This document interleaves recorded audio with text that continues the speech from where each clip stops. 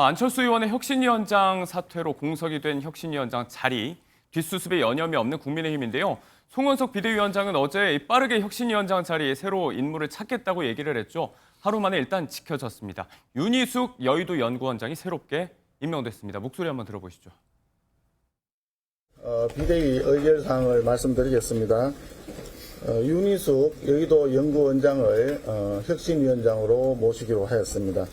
윤희숙 원장님은 처음부터 혁신위원장으로 유력한 후보 중에 한 분이었습니다. 아시다시피 중도 보수를 대표하는 경제통인 윤희숙 원장님이 혁신위원장을 맡아서 앞으로 혁신 업무를 잘 이끌어 주시리라 믿습니다.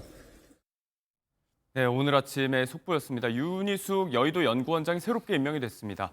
앞서도 이제 유력한 후보 중에 하나였다라고 비대위원장은 이야기를 했는데 출범도 전에 안철수 의원의 사퇴로 좌초하는 거 아니냐 이런 이야기가 많이 나왔었는데 일단 인선 면에서는 수습을 좀 빠르게 하고 있는 것 같습니다.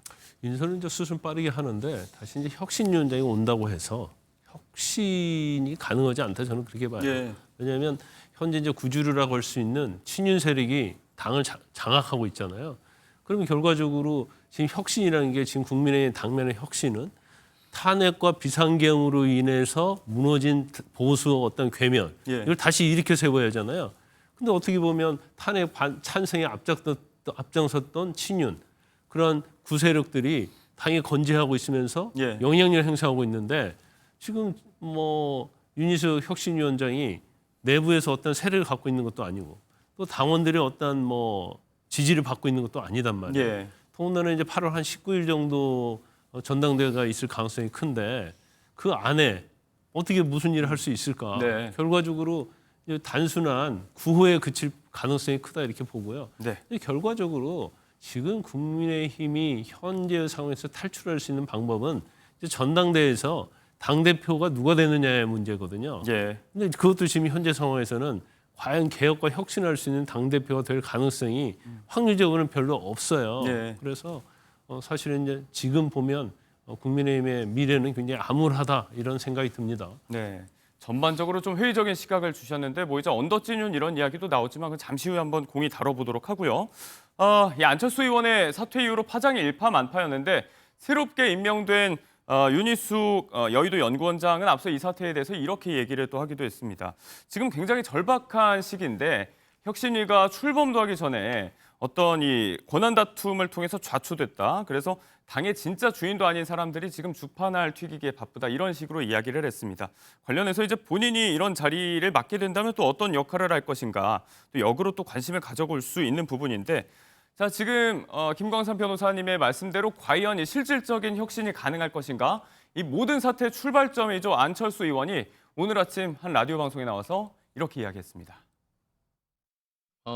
저는 잘은 모르겠습니다만 뭐 어떤 분이 됐든 지금 기간이 굉장히 짧으니까 정말 그 효율적이고 빠른 속도로 뭐 혁신을 할 수 있는 그런 분이 왔으면 좋겠다는 그런 바람을 가지고 있습니다. 제가 가장 큰 우려 사항이기도 합니다. 비대위가 자기에게도 주지 않은 전권을 주기 힘들 거라는 이야기가 뒤에 덧붙여졌었고 그 때문에 제2의 안철수가 또 반복되지 않을까라는 질문에 그게 가장 우려된다라고 이야기를 했습니다. 결론은 이제 또 누가 혁신위원장 자리에 오르더라도 비대위와의 권한 조정 문제가 해결이 안 되기 때문에 같은 일이 반복될 것이다. 이 차원의 우려예요. 그러니까 비대위와의 권한 이거는 뭐 사실은 뭐 형식적인 얘기고요. 결국은 혁신을 통해서 설득해야 될 대상은 국민이잖아요. 그러니까 그 국민 입장에서 바라는 바를 보여줘야 되는 거예요. 근데 그 바라는 바를 보여주는 것을 혁신위한테 하라고 해놓고 본인들은 그 대상이 되기를 싫어하는 거죠. 가장 뼈를 깎고 살을 도려내는 고통을 겪으면서 변화를 보여주려면 가장 좋은 게 인적쇄신인 겁니다. 우리가 이렇게 변했다라는 것은 이렇게 당을 운영하고 이렇게 당의 기득권을 유지했던 사람들이 이 선으로 물러나고 새로운 사람들이 들어와서 새로운 정치를 선보이겠다라는 의지를 보여줘야 되는 겁니다. 근데 그것이 안 되는 상황에서 이것이 지금 혁신위가 됐든 지도부가 됐든 권한 다툼이 무슨 의미가 있겠습니까? 권한이라는 것은 혁신위보다 사실은 비대위가 더 많이 가지고 있는 것이고요. 혁신위를 꾸린다는 것은 혁신의 의지를 보여주겠다는 네. 건데 그렇다고 한다면은 그 의지를 비대위 자체가 할 수도 있는 거예요. 기간이 되게 짧기 때문에 굳이 혁신의 의지가 있다면 혁신이 안 꾸려도 됩니다. 네. 근데 지금 혁신위를 꾸리는 것은 혁신을 하기 위한 것이 아니라 그냥 이런 상황을 무마하기 위한 하나의 꼼수라고 뿐이 볼 수 없는 상황이기 때문에 예. 그런 논의 자체가 저는 무의미한 논의다 이런 생각이 듭니다. 지금 말씀하신 이제 인적 쇄신이 가장 중요하다는 부분이 바로 안철수 의원이 공이 제기했던 최대의 선결 과제였습니다. 실명을 직접 거론하진 않았지만 구 원내 지도부 두 사람을 겨냥한 얘기다라고 많이들 해석을 했었는데 자, 이 두 사람만의 문제가 아닐 수도 있을 것 같습니다. 최근 정치권에서 계속 화제가 되고 있는 이야기, 일종의 모집단이 있는 것 같습니다. 언더 친윤을 넘어서 언더 찐윤이다 이렇게 또 일컬어지고 있는데 수면 아래에서 기득권을 지키기 위해서 또 암약하고 있고 또 혁신을 방해한다는 실세 그룹이 있다. 이 차원의 문제 제기가 지금 정치권에서 며칠 새 계속되고 있습니다. 당내에서도 뭐 관련 이야기가 나오고 있는 것 같은데 실체가 있는 그룹입니까? 김광삼 변호사님. 저는 잘 모르겠어요. 잘 네. 모르는데 지금 국민의힘이 돌아가는 상황을 보면 제가 볼 때는 충분히 그거 자체는 설득력이 있는 말이라고 봐요. 그러니까 네. 내부적으로 밖으로 드러나지 않고 목소리를 내고 있지 않지만 네. 국민의힘 내부에서 자기들의 기득권을 지키고 물론 그런데 지금 이제 윤 전 대통령은 이미 뭐 파면돼 버렸잖아요. 이제 그건 개의치 않으면서 예. 뭔가 만약에 개혁 혁신을 하게 되면 이제 자기들이 대상이 될 수 있다는 거죠.